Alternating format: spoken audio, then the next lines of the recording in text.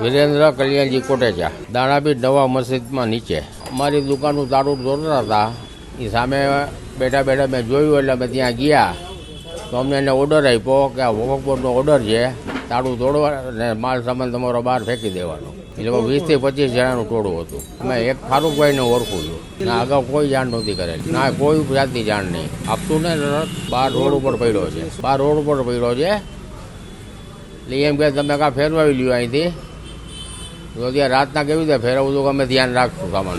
બોર્ડનો ને વકફ બોર્ડનો ઓર્ડર છે એ અમને અત્યારે તાળું તોડ્યા પછી આપ્યો. 1962થી અમારી દુકાન છે. ના લાઇટ બિલ અમે દર મહિને ભરી જ દઈએ છીએ. ભાડામાં જે અમે પ્રમુખ એના હતા એ દર મહિને લેતા, એ પ્રમુખ ગુજરી ગયા પછી કોઈ પ્રમુખ જ નહોતો. મેં 5-6 વાર ભાડા માટે કીધું, ત્યારે એમ કીધું કે પ્રમુખ નવા બનશે ત્યારે ભાડું લેશું.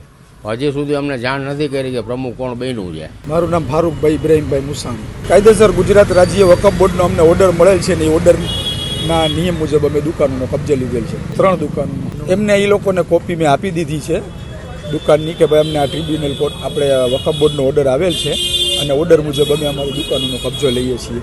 અને વર્ષોથી જે દુકાનો બંધ પડી હોય, જર્જરિત હાલતમાં થઈ ગઈ છે, ઉપરથી છતો પણ તૂટી ગઈ છે અને અમારી મસ્જિદને પણ નુકસાન થાય એવી હાલત હોય, એટલે અમારો ઓર્ડર આવ્યો એ ઓર્ડરને અમે ફોલો કર્યો છે. 3 દુકાનો અમને કોઈ રેગ્યુલર ભાડું આપેલ નથી, અમારી પાસે કોઈ ભાડું જમા કરાવેલ નથી.